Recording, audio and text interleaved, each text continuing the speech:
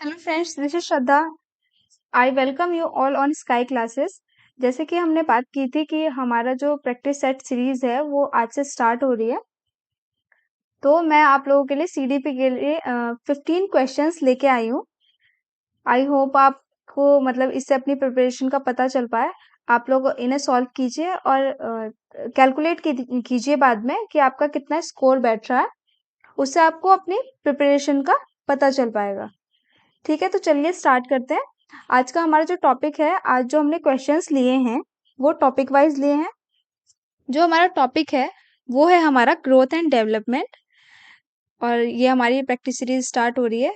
और वीडियो अगर आपको अच्छी लगेगी तो प्लीज़ इसको लाइक कीजिए, शेयर कीजिए एंड चैनल को सब्सक्राइब कर देना। चलिए बात करते हैं। सबसे पहले हम अपने फर्स्ट क्वेश्चन की बात करेंगे। तो हमारा फर्स्ट क्वेश्चन है, एक मिनट में इसे स्क्रीन पे फिट कर देती हूँ जिससे आपको हिंदी और इंग्लिश में दोनों में प्रॉपरली दिख पाए। मैंने यहाँ पर दोनों लैंग्वेजेस में प्रॉपरली डाल दिए हैं क्वेश्चन, जिससे हिंदी वालों और इंग्लिश वालों के लिए प्रॉब्लम ना आए। तो चलिए स्टार्ट करते हैं अपना फर्स्ट क्वेश्चन। फर्स्ट क्वेश्चन है हमारा, growth and development of a child is influenced by. एक बच्चे की वृद्धि और विकास इस बात से प्रभावित होता है। तो हमें बताना है कि किस बात से हमारा जो ग्रोथ एंड डेवलपमेंट है चाइल्ड का, वो हमारा प्रभावित होता है।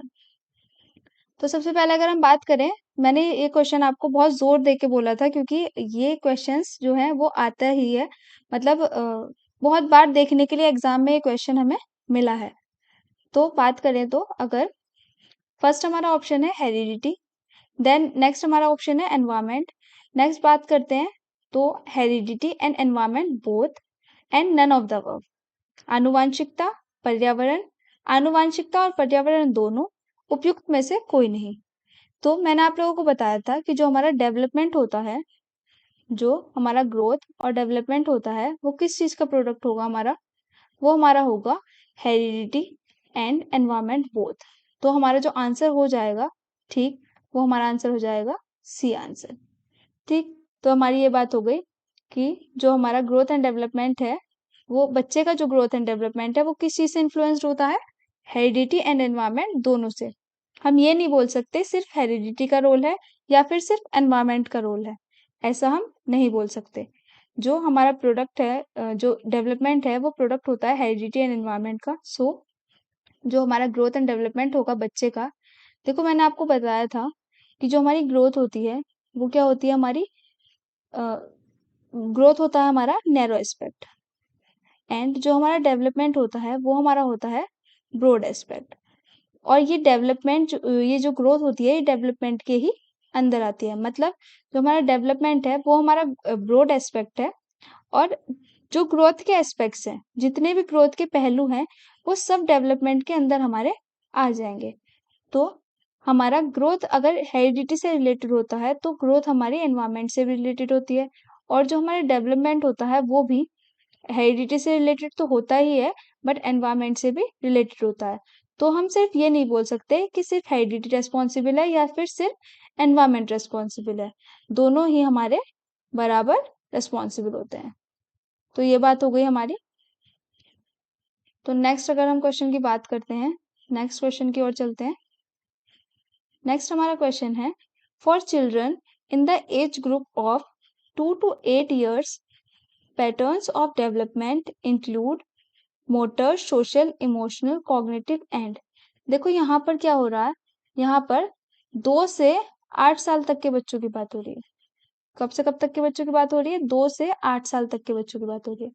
तो हमसे बोला गया है कि 2 से 8 वर्ष की आयु वर्ग के बच्चों के लिए, 2 से 8 वर्ष की आयु वर्ग के बच्चों के लिए विकास के पैटर्न में मोटर, सामाजिक, भावात्मक, संज्ञानात्मक और कौन सा ऐसा कौशल है जो शामिल है? तो अगर हम बात करें 2 से जो 8 साल तक का बच्चा होता है, देखो पहले हम ऑप्शंस देख लेते हैं। पहले हमारा ऑप्शंस है, फर्स्ट ऑप्शन हमारा अडेप्टेबिलिटी स्किल्स, मतलब अनुकूलन क्षमता कौशल। अनुकूलन क्षमता कौशल का मतलब है कि बच्चा अपने एनवायरनमेंट से को देख के कितना अडेप्ट कर रहा है, कितना वो वहां से चीजें ग्रेस्प कर रहा है, कितनी चीजें वो सीख रहा है। नेक्स्ट बात करते हैं तो कम्युनिकेशन स्किल्स। कम्युनिकेशन स्किल्स होती हैं बच्चे के अंदर, बट हम ऐसे इतना इम्पोर्टेंट इनको नहीं मानेंगे इस ऑप्शन के अकॉर्डिंग, क्योंकि यहाँ पर हमें ऑप्शंस क्वेश्चन इस तरह से पूछा गया है कि मोटर डेवलपमेंट इंक्लूड हो रहा है, सोशल इंक्लूड हो रहा है, इमोशनल भी इंक्लूड हो रहा है, कॉग्निटिव इंक्लूड हो रहा है, और देखो राइटिंग स्किल्स बच्चे की धीरे धीरे करके डेवलप होंगी, पर ये नहीं है कि इस एज ग्रुप में सबसे ज्यादा डेवलप हो रही है उसकी राइटिंग स्किल्स। इस एज ग्रुप में तो बच्चा लिखना सीखता ही है ना। मैंने आपको बताया था कि जो 2 से 6 साल तक का टाइम पीरियड होता है, 2 से 6 मान लीजिए, या फिर इसको 8 मान लीजिए, 2 से 6 मान लीजिए या 2 से 8 मान लीजिए, जो ये टाइम पीरियड होता है, ये क्या होता है हमारा क्रिटिकल टाइम पीरियड होता है। ये हमारा होता है क्रिटिकल टाइम पीरियड। किस चीज के लिए क्रिटिकल टाइम पीरियड बताया था मैंने आपको? ये मैंने ये हमारा होता है क्रिटिकल टाइम पीरियड फॉर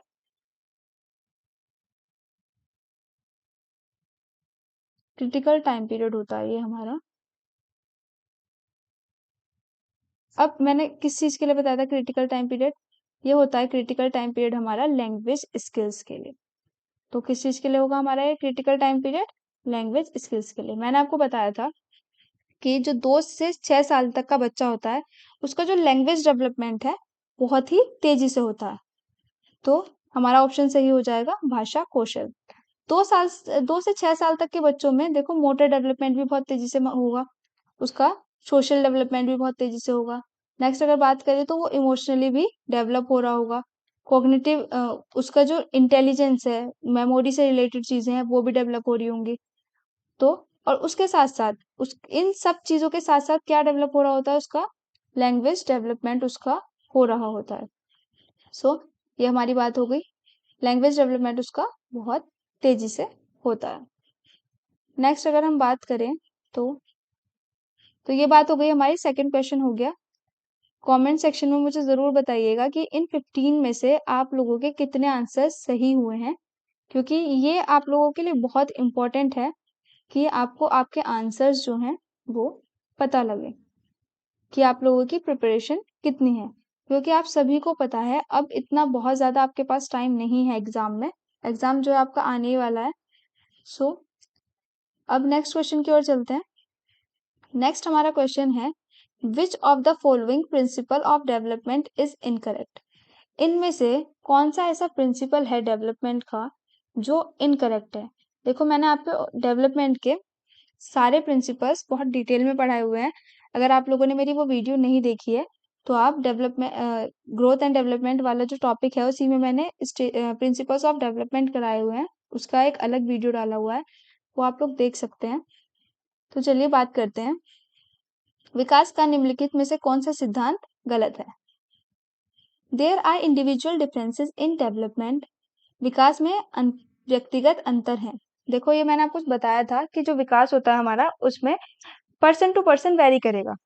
जो विकास होगा पर्सन टू पर्सन वेरी करेगा। मतलब किसी में विकास बहुत तेजी से हो रहा होगा, किसी में उसका जो रेट होगा वो स्लो होगा, किसी में नॉर्मल चल रहा होगा कि हाँ थोड़ा घट रहा होगा बढ़ रहा होगा। वैसे विकास जो होता है हमारे स्पाइरल होता है, मतलब घटता बढ़ता है, पर ऐसा नहीं है कि सब में समान दर से हो रहा है। ठीक है, तो इंडिविजुअल डिफरेंसेस जो है वो सभी में पाए जाते हैं। ये मैंने आपको डिटेल में भी पढ़ाया हुआ है चैप्टर इंडिविजुअल डिफरेंसेस, उसमें मैंने और डिटेल में इसके बारे में बात की है। तो अगर आप लोगों ने वीडियो नहीं देखी हो तो आप देख सकते हैं। मैंने आपको बहुत डिटेल में बताया था कि सबके अंदर इंडिविजुअल डिफरेंसेस होते ही हैं। नेक्स्ट अगर हम बात करें, development is the result of coincidences. विकास संयोग का परिणाम है। अब ऐसा तो हमने कोई प्रिंसिपल नहीं पढ़ा है डेवलपमेंट का कि जो विकास होता है कि वो संयोग का परिणाम है, मतलब कि विकास जो है बाय चांस हो गया। ऐसा तो नहीं होता ना, विकास तो रेगुलर होता है। मैंने आपको बताया है कि वूम टू टूम चलता है हमारा, वूम टू टूम चलता है, मतलब गर्भ से कब्र तक चलता है जो हमारा विकास होता है। तो हमने ऐसा तो कहीं नहीं पढ़ा कि जो ये विकास होगा हमारा वो कोइंसिडेंसेस से होगा। ठीक, तो ये बात हो गई। अब नेक्स्ट एक बार ऑप्शंस और पढ़ लेते हैं। ऐसा नहीं है कि हमने ये बी ऑप्शन देख लिया और हमें लग रहा है कि यही वाला गलत है तो हम इसी पे टिक कर दें, ऐसा नहीं करना, और बाकी चीजें भी देखनी है। ठीक है, सबसे पहले आप इस चीज पे ध्यान दीजिए कि ये जो है हमारा इनकरेक्ट वर्ड, इनकरेक्ट वर्ड को ध्यान से पढ़ना है। ऑप्शन में आपसे बहुत बार आप ये गलती करते हैं कि क्वेश्चन एकदम से पढ़ेंगे और एकदम टिक लगा देंगे कि हाँ हमें तो आता है। एक बार भी देखेंगे नहीं उसको कि हाँ हमसे पूछा क्या गया है।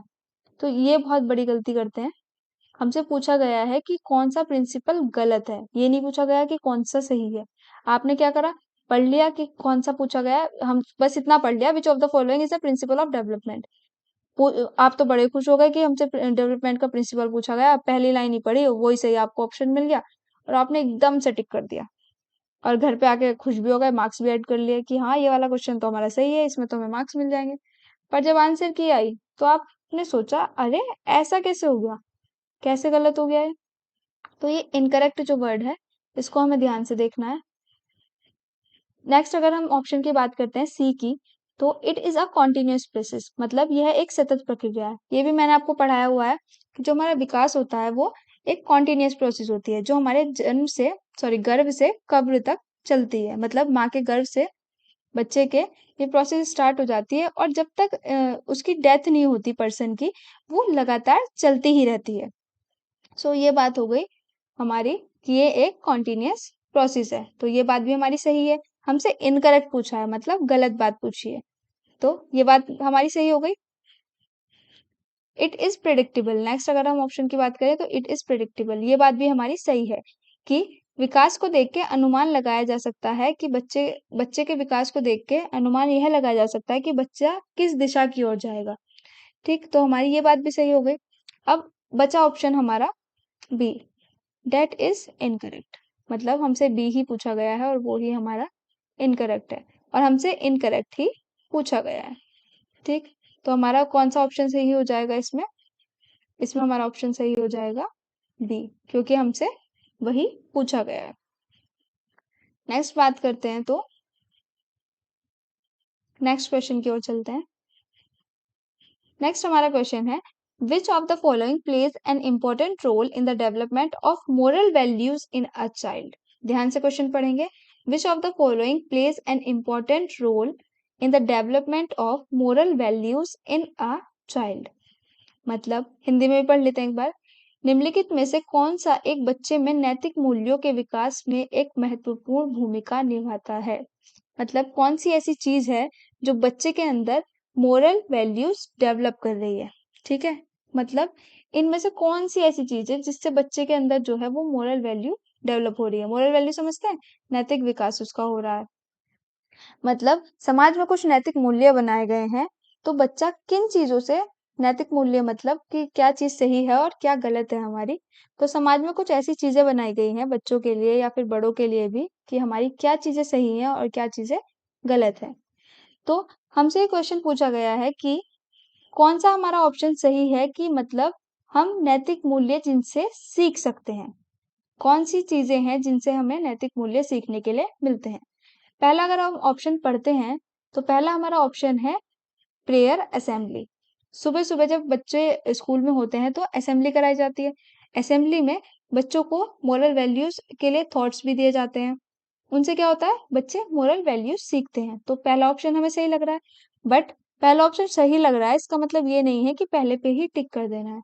नेक्स्ट ऑप्शन की बात करते हैं, ये होता है हमारा प्रॉपर सोशलाइजेशन। अब देखो बच्चे का समाजीकरण अगर प्रॉपर तरीके से हो रहा है, उचित समाजीकरण बच्चे का अगर हो रहा है, उचित समाजीकरण का मतलब क्या है कि उसको प्रॉपर ऐसा एनवायरनमेंट मिल रहा है जहाँ से उसको नैतिक मूल्य सीखने के लिए मिल रहे हैं, जहाँ से उसको पता लग रहा है कि कौन सी बात समाज में सही है और कौन सी बात समाज में गलत है। तो ये हमारा ऑप्शन क्या हो गया, सही हो गया, क्योंकि बच्चे का प्रॉपर सोशलाइजेशन हो रहा है, मतलब उसको पता लग रहा है कि कौन सी बात हमारे लिए सही है और क्या चीजें हमें करनी चाहिए और क्या नहीं करनी चाहिए। सही और गलत का फर्क बच्चे को पता लग रहा है, तो ये बात हमारी सही हो गई। इंटेलेक्ट, कॉमन सेंस की बात है कि इंटेलेक्ट से तो बच्चे को समझ में आएगी ही चीजें, जब उसका बौद्धिक विकास ही अगर ठीक तरीके से नहीं हुआ होगा तो बच्चे को तो कुछ भी समझ में नहीं आएगा। हो सकता है कि वो इंटेलेक्चुअली डिसेबल हो सकता है उसे नर्वस सिस्टम में कोई प्रॉब्लम हो जिससे उसके माइंड तक मैसेज कन्वे ठीक से नहीं हो पा रहा। तो बुद्धि का सही होना भी बहुत जरूरी है। तो क्या हो गया इसमें, prayer assembly, proper socialization and intellect, ये सारे ही ऑप्शन इसमें सही दिख रहे हैं। तो हमारा करेक्ट ऑप्शन हो जाएगा ऑल द अबव, हमारा करेक्ट ऑप्शन हो जाएगा ऑल द अबव। तो यहाँ तक की बात हो गई है। प्रॉपर असेंबली से बच्चों को पता चल रहा है कि क्या चीज़ सही है क्या नहीं, क्योंकि असेंबली में बच्चे को थॉट्स कराए जाते हैं, मोरल वैल्यूज़ बताई जाती हैं। और प्रॉपर अगर उसका सोशलाइजेशन हो रहा है तो उसको पता लग रहा है कि समाज में क्या चीज़ें गलत हैं और क्या चीज़ें सही हैं। तो इससे भी हमारा मोरल वैल्यूज़ का डेवलपमेंट हो रहा है। इंटेलेक्ट, बुद्धि से तो ऑब्वियस सी बात है, बुद्धि से तो होएगा ही होएगा। नेक्स्ट अगर हम बात करते हैं नेक्स्ट क्वेश्चन की, व्हाट डज डेवलपमेंट एम्प्लॉय, मतलब डेवलपमेंट का एक्चुअल मीनिंग क्या है, मतलब विकास का क्या अर्थ है। पहला ऑप्शन अगर पढ़ें तो unfolding of individuals inherited traits, व्यक्ति के अंतर्निहित लक्षणों का खुलासा। जो भी पहले ऑप्शन का मतलब है कि जो भी व्यक्ति के अंदर गुण हैं, छुपे हुए हैं, उनको बाहर लाना। इसका मतलब हो गया ये कि क्या विकास का अर्थ ये है कि व्यक्ति के अंदर कुछ ऐसे गुण छुपे हुए हैं जो उसको उसके जीन्स से मिले हैं और उनको बाहर लाना हमारा डेवलपमेंट होता है। तो पहला ऑप्शन हमारा ये हुआ। नेक्स्ट ऑप्शन की अगर हम बात करें तो नेक्स्ट ऑप्शन हमारा है क्वालिटेटिव चेंजेस, गुणात्मक परिवर्तन। जो हमारे गुणों में परिवर्तन हो रहे हैं उसको डेवलपमेंट बोलते हैं। नेक्स्ट बात करते हैं तो क्वांटिटेटिव चेंजेस, जो मात्रात्मक परिवर्तन हो रहे हैं, जो हमारे शारीरिक परिवर्तन हो रहे हैं, क्या वो डेवलपमेंट है। नेक्स्ट बात करें तो increases in height, weight and length, हमारी ऊंचाई, वजन और लंबाई में वृद्धि जो हो रही है, क्या उसे हम विकास बोल सकते हैं। तो मैंने आप लोगों को बहुत अच्छे से समझाया हुआ है कि जो हमारे शरीर में परिवर्तन हो रहे हैं, जो हमारे शारीरिक परिवर्तन हो रहे हैं, उनको हम बोलते हैं मात्रात्मक परिवर्तन। शरीर की मात्रा में परिवर्तन हो रहा है, हाइट हमारी बढ़ रही है, वेट हमारा बढ़ रहा है, कम हो रहा है, तो वो ग्रोथ में आ जाएगा। वो ये वाले जो फैक्ट्स हैं, ये जो एस्पेक्ट्स हैं, पहलू हैं, वो सब किस में आते हैं, हमारे ग्रोथ में आते हैं। लेंथ की अगर हम बात करें तो वृद्धि हो रही है, तो वृद्धि तो देख लो वृद्धि में ही लंबाई में वृद्धि हो रही है तो वृद्धि में ही आएंगे ये। ठीक, तो हमारा जो सही ऑप्शन है, मैंने आपको बहुत बार बताया है कि जो हमारा विकास होता है वो होता है गुणात्मक परिवर्तन। हमारे गुणों में जो परिवर्तन होते हैं वो हमारा होता है विकास। तो इसका सही आंसर हमारा हो जाएगा बी ऑप्शन। तो हमारा सही आंसर हो जाएगा इसमें बी ऑप्शन। आई होप आपको ये बात समझ में आ गई होगी। ये सारी की सारी चीजें मैंने आपको क्लास में बहुत अच्छे से बताई हुई हैं, बहुत अच्छे से समझाई हुई है। इसमें से एक भी क्वेश्चन ऐसा नहीं है जो आपको क्लास में समझाया नहीं गया। ठीक, तो नेक्स्ट हम बात करते हैं, नेक्स्ट क्वेश्चन की ओर चलते हैं। नेक्स्ट हमारा क्वेश्चन है number 6, dash occurs when there are orderly and progressive changes in a human being due to maturation and experience. ये क्वेश्चन मैंने आपको क्लास में बहुत अच्छे से समझाया है। अब आप मुझे बताएंगे कि ऑर्डरली और प्रोग्रेसिव चेंजेस किस में होते हैं। हमारे ग्रोथ में होते हैं, डेवलपमेंट में होते हैं, फिजिकल चेंजेस इनको बोलते हैं, या मेंटल चेंजेस इनको बोलते हैं। मतलब जो हमारे शरीर में चेंजेस हो रहे हैं, क्या उनकी वजह से हमारे ये चेंजेस होते हैं, या जो हमारे दिमाग में चेंजेस हो रहे हैं, मानसिक परिवर्तन हमारे हो रहे हैं, उनकी वजह से ये चेंजेस होते हैं, या फिर वृद्धि में ऐसा होता है, या विकास में ऐसा होता है।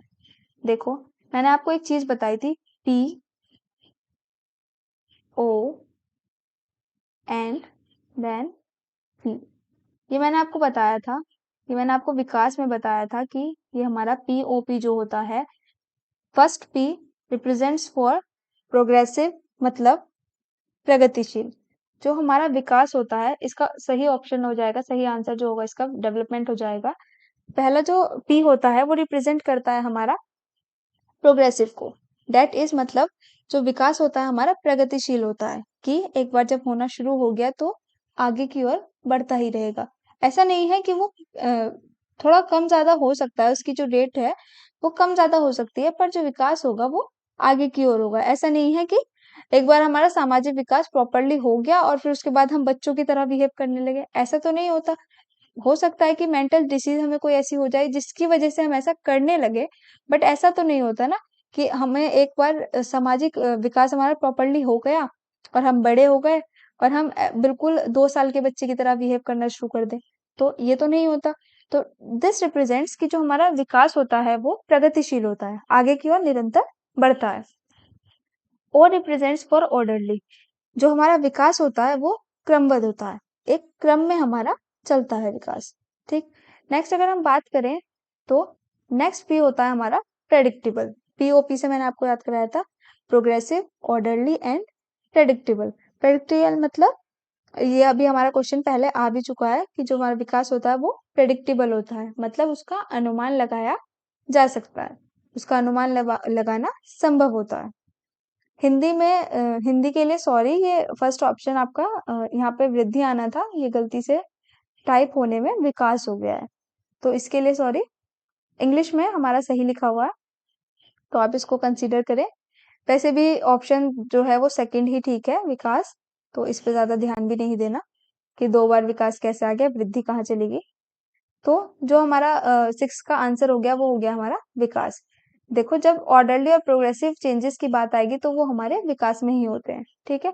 और मैच्योरेशन एंड एक्सपीरियंस, ये मैंने आपको बताया था कि जो हम प्रॉपर, मैंने आपको समझाया था कि लर्निंग, मैच्योरेशन, एक्सपीरियंस, ये सारी चीजें मैंने आपको कनेक्ट करके पढ़ाई थी कि जो डेवलपमेंट होता है वो मैच्योरेशन और एक्सपीरियंस का भी प्रोडक्ट मान सकते हैं, ठीक। तो ये भी मैंने आपको डिटेल में पढ़ाया हुआ है। हम यहाँ पर हम बहुत ज्यादा डिटेल में बात नहीं करेंगे, बस उतनी बात करेंगे जिससे आपको समझ में आ जाए, क्योंकि अगर हम यहाँ पर पूरा एक्सप्लेन करने लगे तो प्रैक्टिस सेट का कोई मतलब नहीं रह जाएगा, क्योंकि फिर तो वही 1.5-2 घंटे की क्लास हो जाएगी, उसका कुछ फायदा नहीं है। यहाँ पे आप लोगों को अपनी प्रिपरेशन टेस्ट करनी है कि आपकी कितनी प्रिपरेशन एग्जाम के अकॉर्डिंग चल रही है, जो टॉपिक्स आपने पढ़ लिए उनके क्वेश्चंस आप ठीक से कर पा रहे हो या नहीं कर पा रहे हो। नेक्स्ट हम बात करते हैं अपने नेक्स्ट क्वेश्चन की। नेक्स्ट क्वेश्चन है हमारा, in which state the physical growth is rapid. किस अवस्था में भौतिक विकास तेजी से होता है। ये क्वेश्चन भी मैंने आपको बहुत अच्छे से समझाया हुआ है, और ये जो क्वेश्चंस हैं ये सब मैंने इन बहुत जोर डाल के समझाए हुए हैं वीडियो में कि ये क्वेश्चंस पूछे जाते हैं, क्वेश्चंस पूछे जाते हैं, बार बार बोला है। तो देखो यही क्वेश्चंस हमारे प्रैक्टिस सेट में निकल के आ रहे हैं, इसी टाइप के क्वेश्चंस हमारे एग्जाम्स में पूछे जाते हैं। In which state the physical growth is rapid. मैंने आपको बताया हुआ है कि जो हमारी फिजिकल ग्रोथ बहुत तेजी से होती है, वो कब होती है हमारी 0 से 2 साल, 0 से 2 साल। और 0 से 2 हमारे कौन सी स्टेज होगी, आपको सबको पता है कि 0 से 2 हमारी होती है इन्फेंसी। तो कौन सी स्टेज हो गई हमारी, शैशव अवस्था। अर्ली चाइल्डहुड नहीं है, एडोलेसेंस नहीं है, स्कूल एज नहीं है, तो सबसे तेजी से जो हमारी ग्रोथ हो रही है 0 से 2 साल तक। देखो आपने देखा होगा कि जब बच्चे का बर्थ होता है, जब बच्चा जन्म लेता है, तब वो बिल्कुल छोटा सा होता है, हैंड्स में होता है, और 2 साल तक होते होते वो इतनी तेजी से बढ़ जाता है, उसके सारी चीजें खुद से करने लगेगा, मतलब पानी भी वो अगर उसको पानी प्यास लग रही है तो उसकी मम्मी ने उसको पानी दे दिया तो खुद से पीने लगेगा। दूध भी वो अपना खुद से पीने लगेगा, थोड़ा थोड़ा वो खाना भी खुद से खाने लगता है। तो डेट इज उसके हैंड्स में या फिर उसके लेग्स में इतनी मैच्योरिटी आ जाती है कि वो चल सकता है, थोड़ा थोड़ा भाग भी सकता है। तो 0 से 2 साल तक का जो बच्चा होता है उसमें जो फिजिकल ग्रोथ होता है हमारा बहुत तेजी से होता है। तो हमारा ऑप्शन क्या हो जाएगा सही, शैशव अवस्था। ठीक है, ये बात हमारी हो गई है। नेक्स्ट क्वेश्चन पे चलते हैं। शैशव अवस्था वाली बात कंप्लीट हो चुकी है। चलिए नेक्स्ट ऑप्शन की अगर हम बात करें, नेक्स्ट क्वेश्चन की अगर हम बात करें तो विच of the following is not a characteristic of early childhood. अब देखो इसमें बोला गया है नॉट, ये जो नॉट है, इनकरेक्ट है, ऐसे वर्ड्स को आपको बहुत ज्यादा ध्यान से देखना है।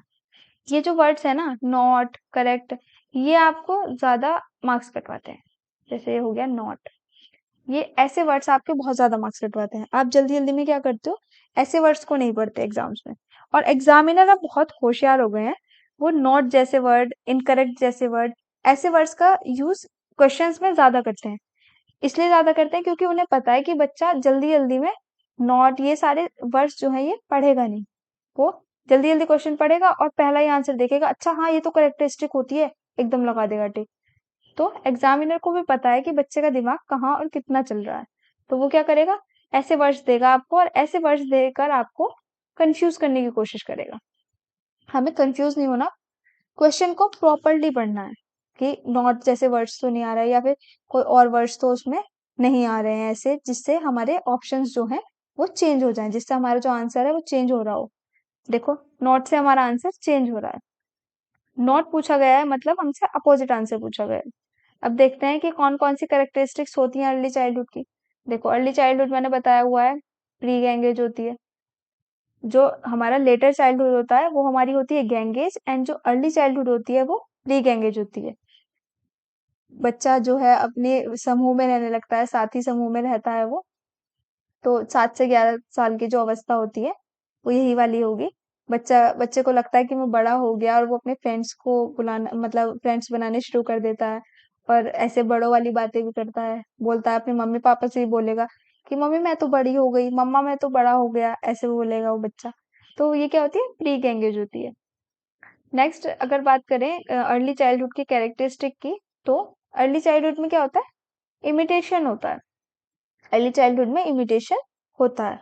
उसमें बच्चा क्या करता है, अपने मम्मी पापा को देख के वो क्या करेगा, मम्मी पापा को देख के उनको कॉपी करने की कोशिश करेगा।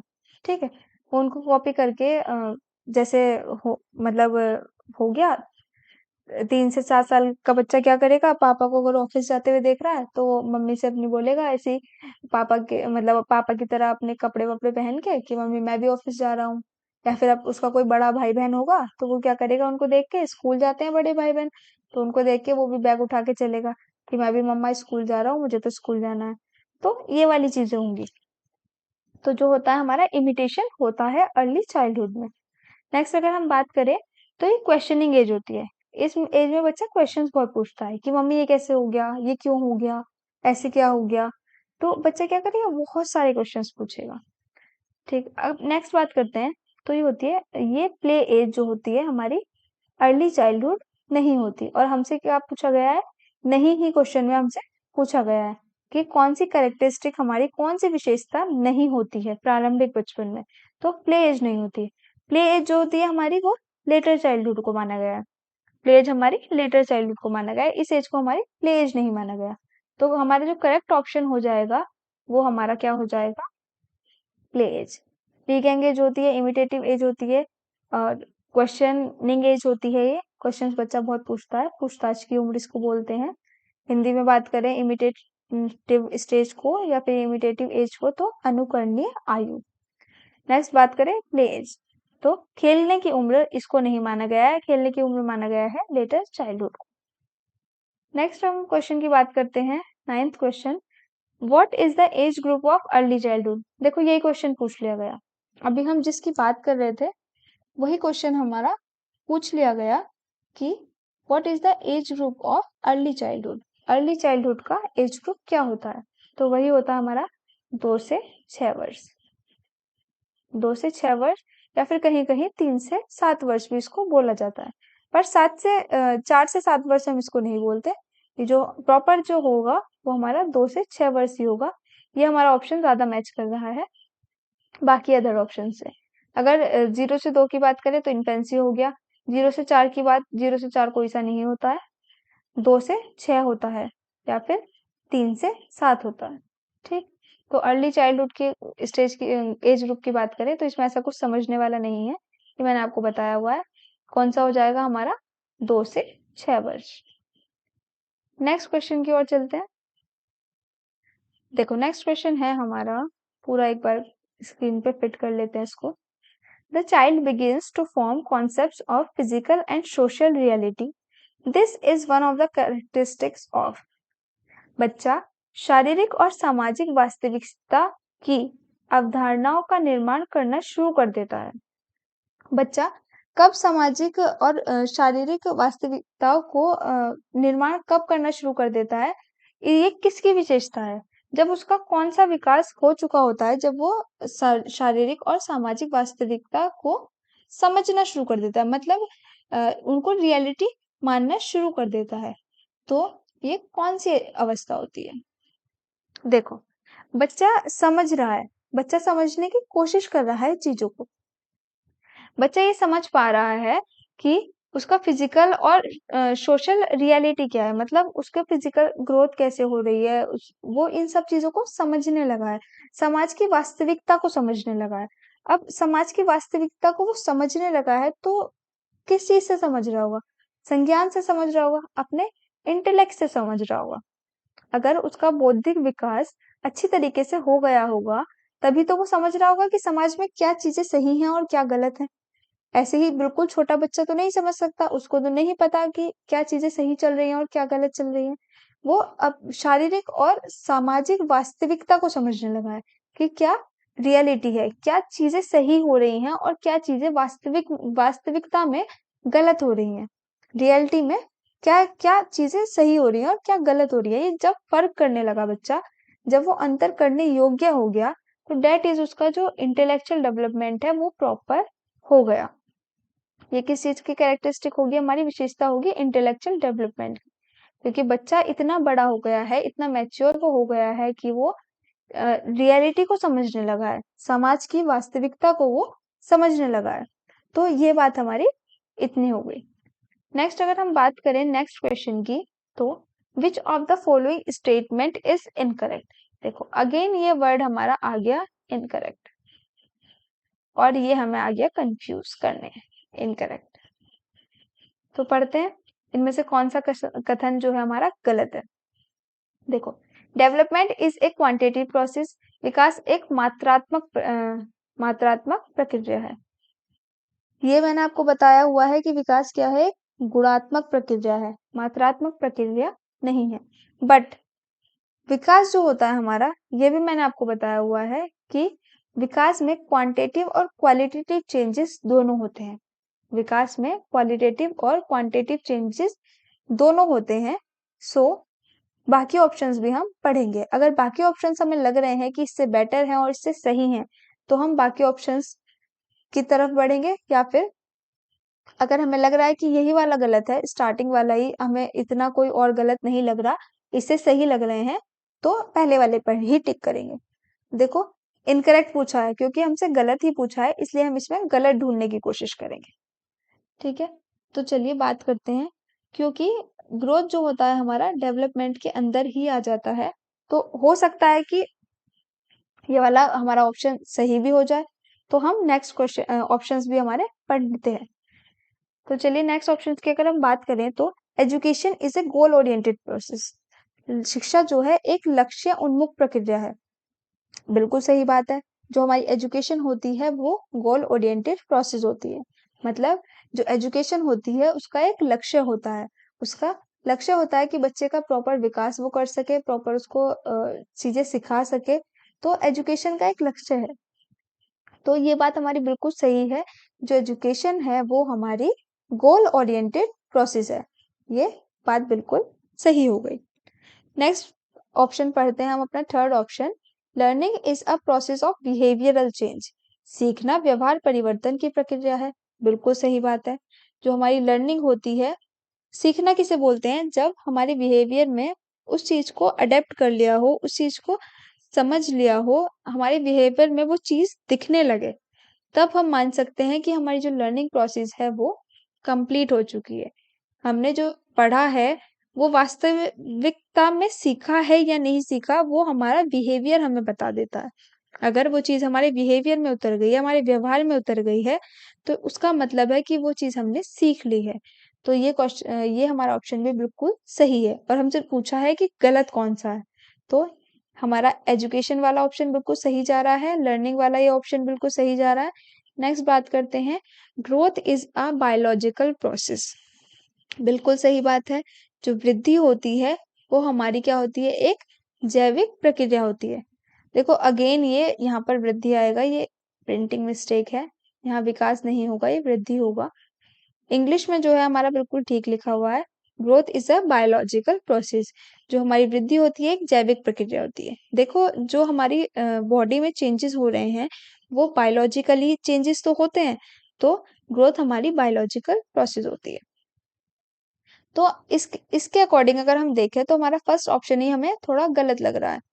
अगर ऑप्शन में कुछ और गलत होता तो फिर हमारा फर्स्ट ऑप्शन सही होता, बट यहाँ पर ऑप्शन के अकॉर्डिंग अगर हम देख रहे हैं तो हमें ये वाला ऑप्शन गलत लग रहा है, पहला वाला, क्योंकि जो हमारा डेवलपमेंट है वो क्या आएगा, वो क्वालिटेटिव चेंज आएगा, क्वांटिटेटिव चेंज नहीं आएगा। तो ये बात हमारी हो गई। नेक्स्ट क्वेश्चन की ओर चलते हैं।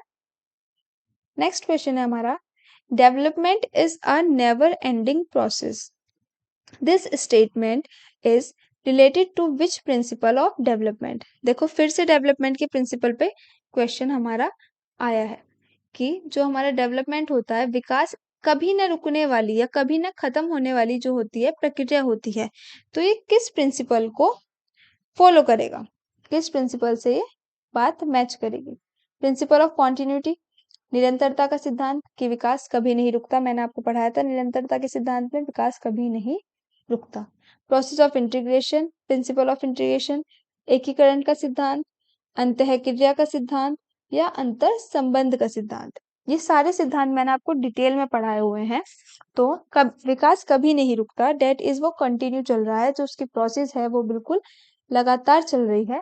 तो हमारा ऑप्शन जो है वो ए ही करेक्ट हो जाएगा कि निरंतरता का सिद्धांत हमारा ऑप्शन सही हो जाएगा। विकास जो होता है वो कभी न रुकने वाली प्रक्रिया होती है। तो ये क्वेश्चन तो इजी था, मुझे नहीं लगता इसमें ऐसे कोई बहुत ज़्यादा हार्ड क्वेश्चंस हैं। अगर आप ये भी नहीं कर पा रहे हो तो मतलब बहुत प्रॉब्लम है, आप लोगों को बहुत मेहनत की ज़रूरत पड़ने वाली है, क्योंकि ये बेसिक क्वेश्चंस ही हैं सारे इसमें। फर्स्ट सेट है तो मैंने थोड़े इजी क्वेश्चंस ही इसमें रखने की कोशिश की है कि आप लोग ऐसे डर नहीं जाए देख के क्वेश्चंस को, और आप लोग इन्हें अच्छे से सॉल्व भी कर पाएँ। विच of the following, next question की बात करते हैं, विच of the following best defines maturity. अब देखो बात आ गई परिपक्वता की, इनमें से कौन सा कथन ऐसा है जो प्रॉपरली जो हमारी मैच्योरिटी है उसको डिफाइन कर सकता है कि हमारी जो मैच्योरिटी है वो क्या होगी। फर्स्ट ऑप्शन अगर हम पढ़ें तो it is directly based on social cognitive learning, यह सीधे सामाजिक संज्ञानात्मक सीखने पर आधारित है। ये ऑप्शन हम नहीं मान सकते, क्योंकि जो हमारी मैच्योरिटी होती है, परिपक्वता जो होती है, वो कुछ हमें बायोलॉजिकल चीज़ों से मिलती है और कुछ एनवायरमेंटल चीज़ों से भी हमें मिलती है। तो ये ऑप्शन हम नहीं मान सकते कि ये बिल्कुल सही है कि सामाजिक कॉग्निटिव लर्निंग से हमारी मैच्योरिटी बेस्ड होगी, उसी की वजह से हमारे अंदर मैच्योरिटी आएगी। कुछ हद तक हम इसको बोल सकते हैं कि हाँ ठीक है, बट ऐसे नहीं बोल सकते कि बेस्टली डिफाइन यही हमारी डेफिनेशन कर रही है, क्योंकि देखते हैं, हो सकता है इससे भी कोई अच्छे क्वेश्चन हमारे पास ऑप्शंस अवेलेबल हो, और अगर कोई और नहीं होता तो हम इस पर टिक कर सकते हैं। नेक्स्ट पढ़ते हैं। नेक्स्ट बात करें सी की ऑप्शन की, तो पहले मैं सी ऑप्शन पढ़ रही हूँ, it does not take place in human beings. अब ये तो बहुत ही बेकार सा ऑप्शन इन्होंने दे दिया कि ये ह्यूमन बींग्स पर जो होती है वो डिपेंड नहीं करती, मतलब ह्यूमन बींग्स के अंदर मैच्योरिटी नहीं होती। अब ह्यूमन बींग्स के अंदर मैच्योरिटी नहीं होगी, परिपक्वता नहीं होगी, तो एनिमल्स के अंदर होगी। सो ये ऑप्शन तो हमारा सामने से दिख रहा है कि बिल्कुल गलत है। नेक्स्ट बात करें तो it is the basis of all physical and physiological development. हो सकता है ये क्वेश्चन, हो सकता है कि ये किस पे बेस्ड है, जो हमारे भौतिक और शारीरिक विकास का आधार है हमारी मैच्योरिटी। ठीक है, बट अगर इसमें हमारा क्वेश्चन होता हेरिडिटी के बारे में पूछता, तो हम ये क्वेश्चन ये जो ऑप्शन है ये हम टिक कर सकते थे, बट यहाँ हमारी परिपक्वता पूछी है, हमारी हेरिडिटी के बारे में बात नहीं की है। तो परिपक्वता के लिए अगर हम देखें तो हमारा बी ऑप्शन हमें सबसे बेस्ट लग रहा है, जो कहता है it is an automatic biological development of the body date naturally unfolds over time. यह शरीर का एक स्वचालित जैविक विकास है जो स्वाभाविक रूप को प्रकट करता है, मतलब या फिर स्वाभाविक रूप से टाइम के साथ प्रकट होता है। देखो ये बिल्कुल सही बात है, जो परिपक्वता है वो शरीर में होने वाला बायोलॉजिकल विकास है जो टाइम के साथ आता है। ऐसा नहीं है कि मैच्योरिटी हमारे पास जब हम पैदा हो गए तभी हम मैच्योर हो गए, ऐसा तो नहीं होगा। मैच्योरिटी जो होगी वो टाइम के साथ आएगी, और शारीरिक विकास हो रहा होगा तब हमारी मैच्योरिटी आएगी। तो ये बिल्कुल सही बात है कि ये ऑटोमेटिक प्रोसेस है, मतलब मैच्योरिटी खुद से आ जाती है।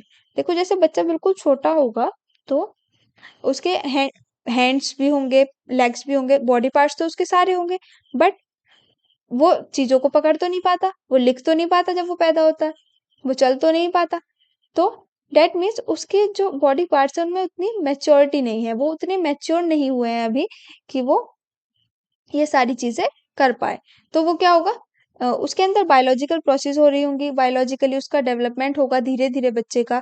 उसके बाद धीरे-धीरे वो चीज़ों को पकड़ने भी लगेगा, फिर और बड़ा होगा वो लिखने भी लगेगा, और बड़ा होगा वो पंचिंग भी करने लगेगा, पिटाई भी अच्छे से करने लगेगा। सो ये वाली सारी चीज़ें होंगी, वो भागने भी लगेगा, खेलने भी लगेगा, कूदने भी लगेगा, बहुत सारी चीज़ें, सब कुछ वो अपने बॉडी से करने लगेगा। तो इसका मतलब है कि वो मैच्योरिटी उसके अंदर आ गई। और ऑटोमेटिक प्रोसेस होती है, ऑटोमेटिक प्रोसेस होती है, हमने खुद से तो नहीं कर रहे हैं ना कि मैच्योरिटी लाने के लिए पेरेंट्स को कुछ एफर्ट करना पड़ रहा है, ऐसा तो नहीं होगा। मैच्योरिटी जो है जैसे जैसे बच्चा ग्रो अप होगा उसके अंदर ऑटोमेटिकली आनी शुरू हो जाएगी। सो हमारा बी ऑप्शन जो है बिल्कुल करेक्ट है। नेक्स्ट हम बात करें तो 14 क्वेश्चन, सेकंड लास्ट क्वेश्चन है ये हमारा। A child of 6 to 7 years old is not able to accept others viewpoints because, अब देख लो भाई फिर से क्या आ गया हमारा, फिर से आ गया हमारा नॉट। अब इस नॉट पे फोकस करते हुए हम अपने ऑप्शंस देखते हैं, क्वेश्चन को समझते हैं कि क्वेश्चन कहना क्या चाहता है। क्वेश्चन है हमारा, 6 से 7 साल का जो बच्चा होता है वो दूसरों के दृष्टिकोण को स्वीकार करने में सक्षम नहीं है। सही बात है, नहीं समझ पाता। क्यों नहीं समझ पाता?